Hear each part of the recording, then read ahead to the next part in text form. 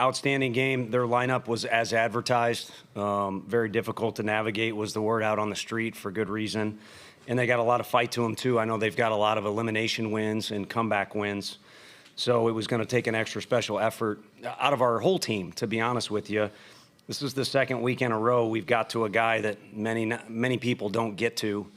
And they're guys that can frustrate you, which makes it even more difficult when you kind of are feeling that playoff vibe or elimination deal. But we got the special effort by those guys, you know, forcing somebody who refuses to come out of the game to come out of the game. And then we brought our guy that doesn't like to come out of the game. And a few guys asked me on the field, a lot of people asked me on the field, what did you mean by you made a mistake or you should have put your team in a better position in game one?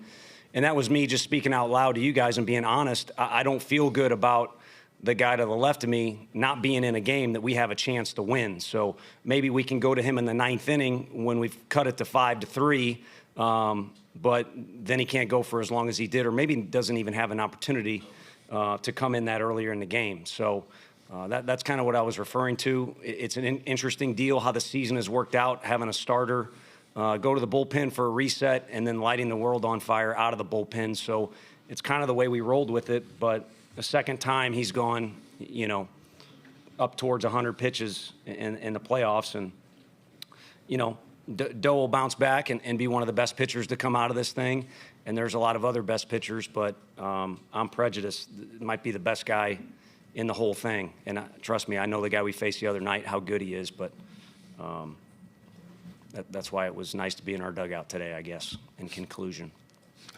Okay, let's open it up for questions for the student athletes first, and we'll start back here. We got Claire and Haley today.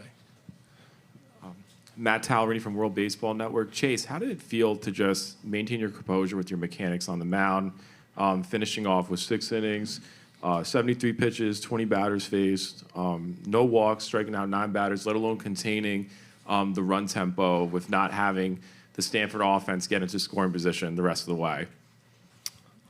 Yeah, you know, that offense is really talented. So, you know, me coming in there, you know, me and Coach A had a game plan going into it and just following that game plan and sticking to it 100%. Okay, right here. Jack Foster, Rocky Top Insider. Jared, just what do you think allowed you guys to have more success in the 5th inning offensively? You know, I think we were just putting together quality at bats. The guy's obviously a really good pitcher. He's done really good things this year, so credit to him for that. But I think we just started to calm down a little bit and realized that we're never out of the fight. And I think we just started coming together as a team like we always do later in the games. Okay, next question. Yeah. Matt? Matty Marinas, White and Blue Review for Chase. When you came in that game, it obviously felt like a lot of momentum was in Stanford's dugout and they had a situation they could have put together. What was going through your mind as you approached that first hitter and settled in? Yeah, you know, coming out the bullpen, you know, I got one thing in mind, it's just do your job. You know, no fight's too big for us, then I'm just going to go out there and do my job and hope for the best. Okay, back over here. Yeah, Chase, Gentry SS, Tennessee. And what do you think it is about this role that suited you so well? That's hard to say, man. I mean, there's a lot that goes into it. I love energy. So, you know, coming in this game, I had a lot of energy. Balled it up. You know, I knew how to go a little bit longer today. So, you know, it's a different role, but I'm happy to be in it. I think really regardless of what inning he or other guys were throwing in, it was a crazy beginning to the season. And the whole group needed to find our way, but we also kind of needed a reset. And whether it's individually or as a team, Jared mentioned it, just kind of coming together and finding a way to be the best version of ourselves. Because we were fighting so many extra battles at the beginning of the year. And now we're just fighting the game and the opponent, which if you're in this place, it's hard enough as is. So there's no reason to fight extra battles. Okay, back here.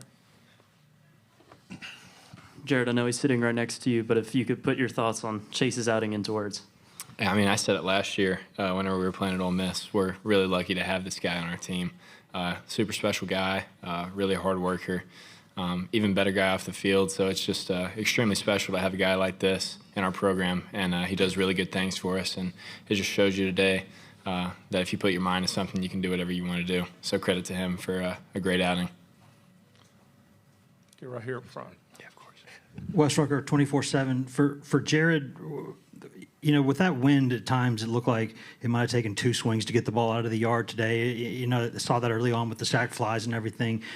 Did y'all make any adjustments, to sort of hit more line drives, or was it just happened? Yeah, I think it was during that 5th inning whenever we were rallying.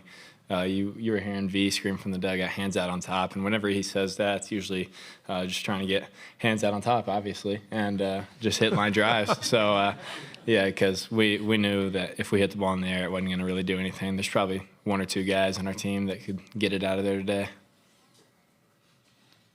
We tend to dumb it down around our place a little bit. Yeah. Matt? Yeah, this is for Chase again. Matt Towery from World Baseball Network. You guys are second in the country with earned run average, but let alone what lies ahead for you guys the next few days. There's still the Floridas, the LSUs are still in the mix. Familiar opponents, let alone in conference. What's it like to just go out there and now you guys are going to compete still for a national title? Man, I don't know. One. Yeah.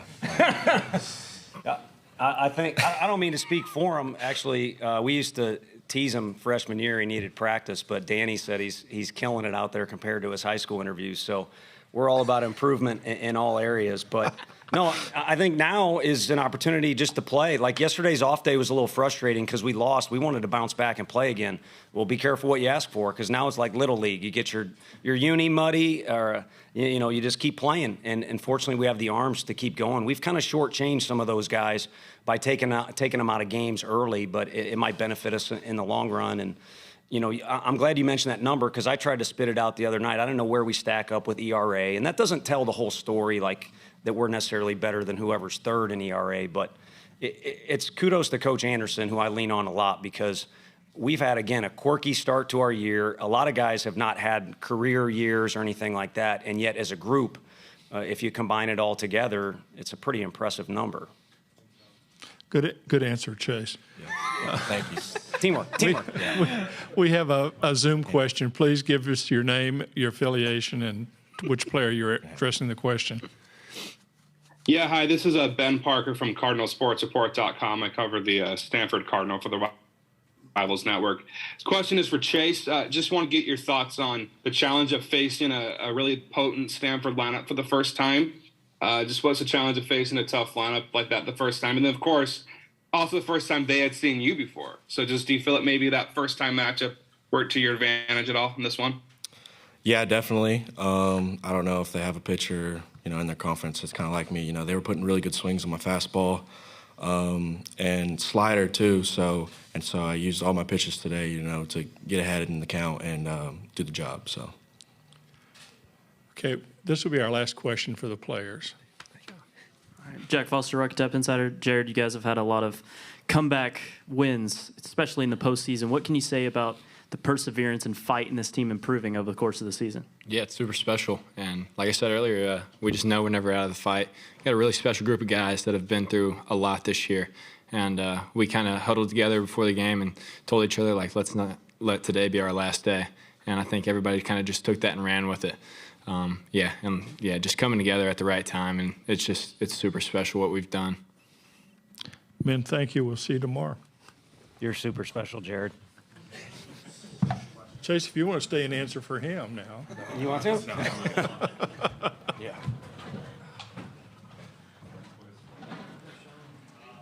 Thanks, guys. Okay, open it up for questions. We'll start back here with Matt. Yeah, Tony, it felt like over here. Sorry, I felt like Quinn was really settling in there those first 4 innings. He felt like he had a good rhythm going. How did you break that as suddenly and as potently as you guys did, do you think? Now that he's out of here, I think it's easier to say he changed the energy of the game when he came in.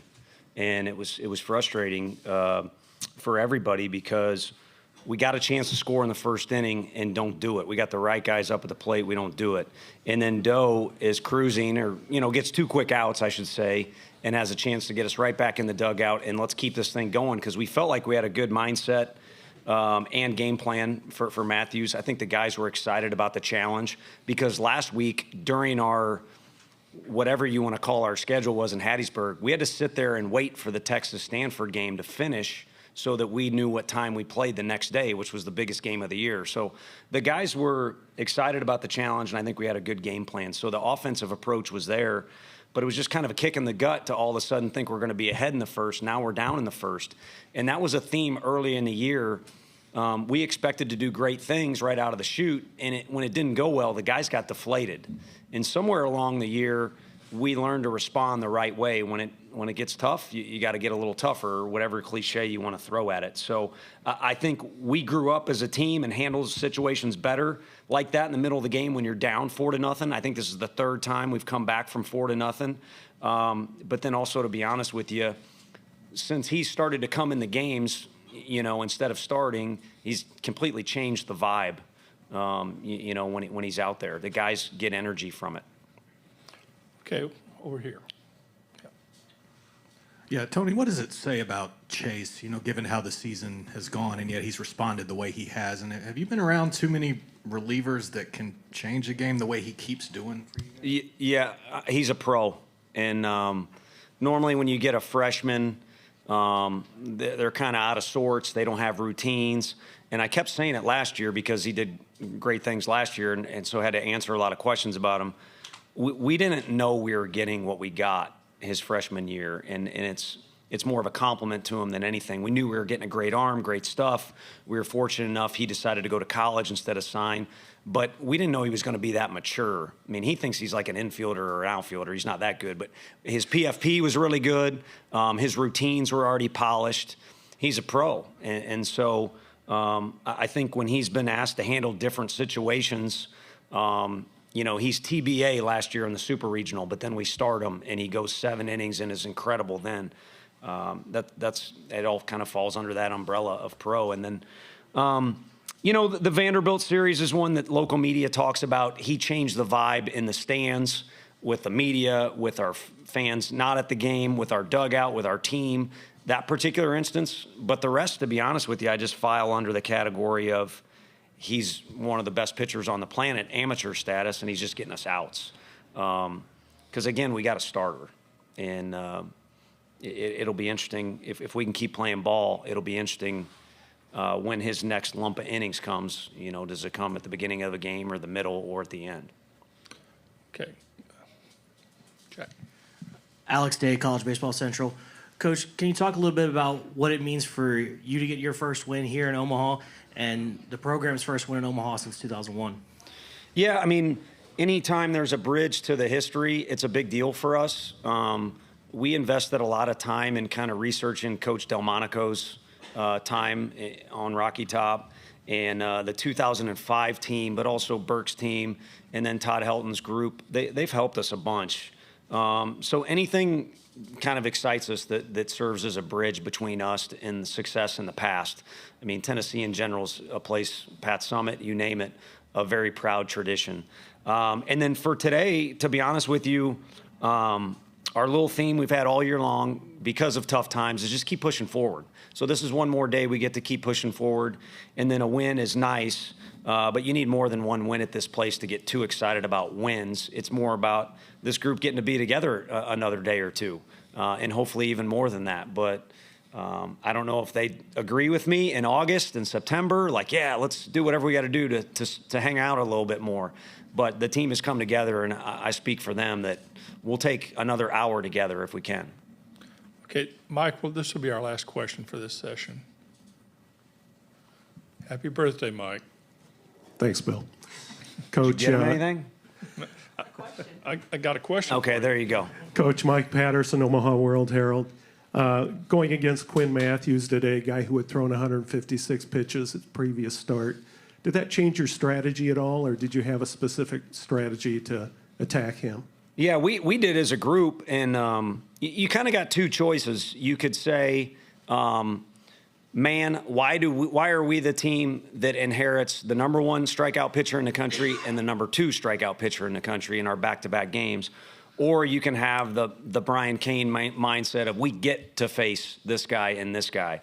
And again, I think I don't know, maybe it was because we were sitting and watching that game on TV last week and our kids knew who he was, or Coach Elander getting with those guys and putting together a pretty specific game plan that I would share with you at this point if I knew exacts. But I think it was more about looking forward to and excited about the challenge and knowing that it's not going to be easy.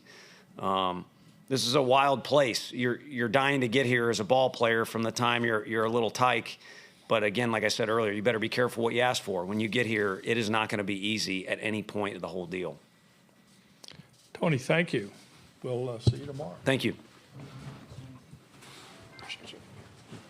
Have a good one. Okay.